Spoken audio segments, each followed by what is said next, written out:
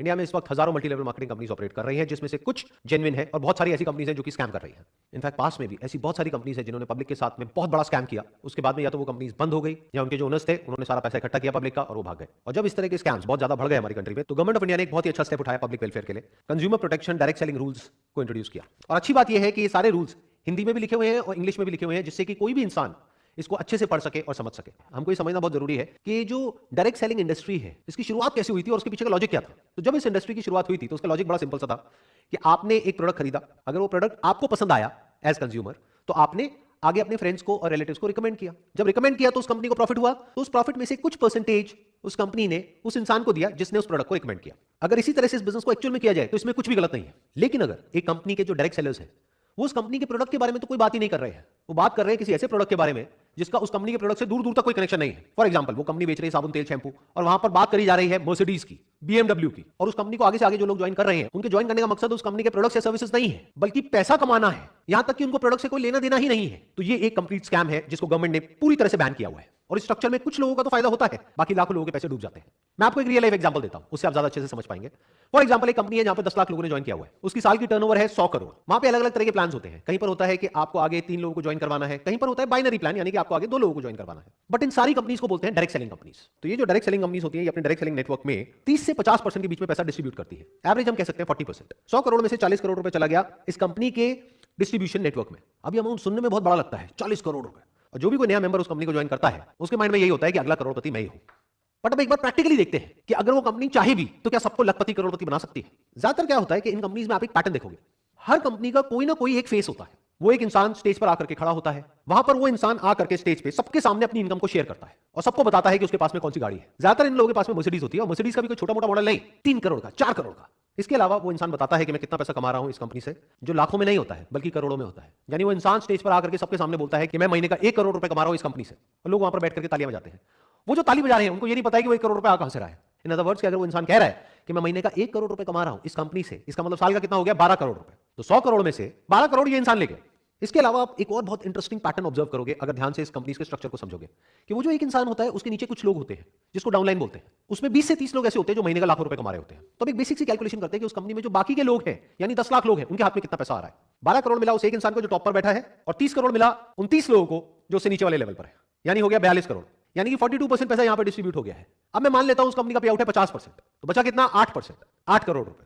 ये 8 करोड़ किसके हाथ में आया, बाकी के जो 10 लाख लोग हैं उनके हाथ में। तो एक इंसान के हाथ में आता है 80 रुपए साल का। अब यहां पर समझने वाली बात यह है कि जो 80 रुपए है ये कैलकुलेशन के लिए एक एवरेज है, बट ऐसा एक्चुअल में नहीं होगा। एक्चुअल में क्या होगा, किसी के हाथ में हो सकता है 8,000 भी आ गया, किसी के हाथ में कुछ भी नहीं आया। तो मैं कोई नहीं होता आपको बोलने वाला कि आपको ये करना चाहिए नहीं करना चाहिए, ये डिसीजन आपका है, क्योंकि सिर्फ आपका पैसा नहीं लग रहा है, आपका टाइम भी लग रहा है। प्लस जब आप ऐसी कंपनीज को ज्वाइन करते हो तो बहुत सारी ऐसी कॉस्ट होती है जिसको आपने शुरू में कैलकुलेट नहीं किया होता है। जैसे इन कंपनीज के जो सेमिनार्स होते हैं, यूजुअली उसके लिए आपको टिकट खरीदनी होती है, ट्रैवल के पैसे लगते हैं, आपका टाइम यहां पर लग रहा है। तो आपको सारी कैलकुलेशंस करके चलना है कि आपने कितना पैसा और कितना टाइम लगाया, और साल के एंड में आपके पैसा कमाने की पॉसिबिलिटी क्या है। यानी कि अगर उस कंपनी में 10 लाख लोग हैं और कोई एक इंसान आकर के बोल रहा है कि मेरे पास में 3 करोड़ की गाड़ी है और 1 करोड़ रुपए मैं महीने का कमा रहा हूं, तो वहां पर बैठ करके तालियां नहीं बजानी है, बल्कि उस इंसान से ये पूछना है कि आपके और कितने इस कंपनी में।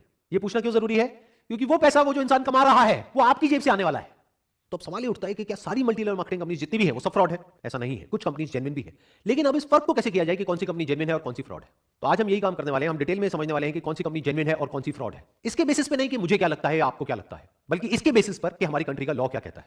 28 दिसंबर 2021 को गवर्नमेंट का एक नोटिफिकेशन आता है जिसमें कि जितनी भी डायरेक्ट सेलिंग कंपनीज हैं उन सबके लिए प्रॉपर गवर्नमेंट ने कुछ रूल्स बनाए। मैंने डिटेल में इन सारे रूल्स को स्टडी किया और इसमें से कुछ इंपॉर्टेंट पॉइंट्स को हाईलाइट किया हुआ है जो हम सबके लिए एज कंज्यूमर समझना बहुत इंपॉर्टेंट है। इसमें कहा जा रहा है, no direct selling entity shell adopt any unfair trade practice in the course of its business or otherwise and shall abide by the requirements specified in any law for the time being in force.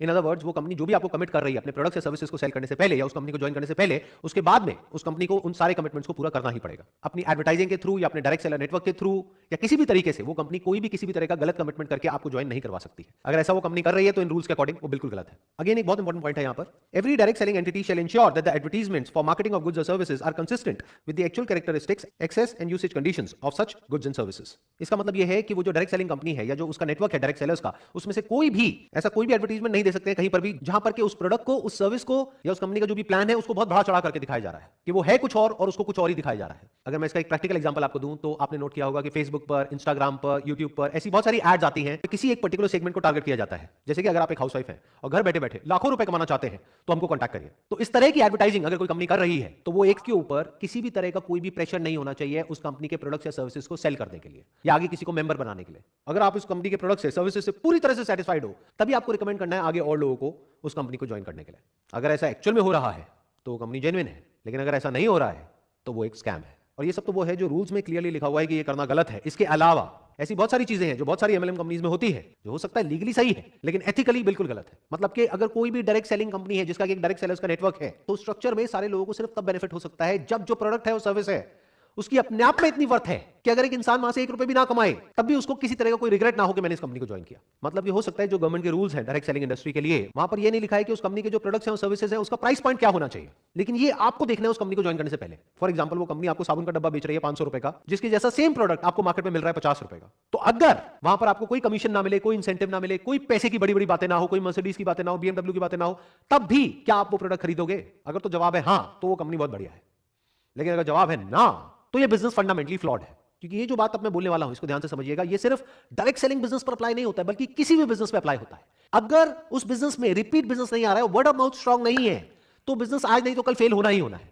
Word of mouth, not of the money that a person can earn from that particular company, but word of mouth of the products and services offered by that particular company. Word of mouth इस चीज का नहीं कि उस company से लोग कितना पैसा कमा रहे हैं, बल्कि इस चीज का कि उसके प्रोडक्ट्स और सर्विसेज कितने अच्छे हैं। अगर एक्चुअल में उस कंपनी के प्रोडक्ट्स और सर्विसेज अच्छे हैं, कॉम्पिटिटिवली प्राइस्ड है, और अगर आप खुद अपने घर में उन प्रोडक्ट्स को बार बार यूज कर सकते हो तो ये बिजनेस लॉन्ग टर्म में सक्सेसफुल हो सकता है। लेकिन अगर उस कंपनी के जो प्रोडक्ट्स हैं और सर्विसेज हैं उसमें दम नहीं है तो बिजनेस ने आज नहीं तो कल फेल होना ही होना है। और यही सबसे बड़ा फर्क है एक जेन्युइन कंपनी में और स्कैम।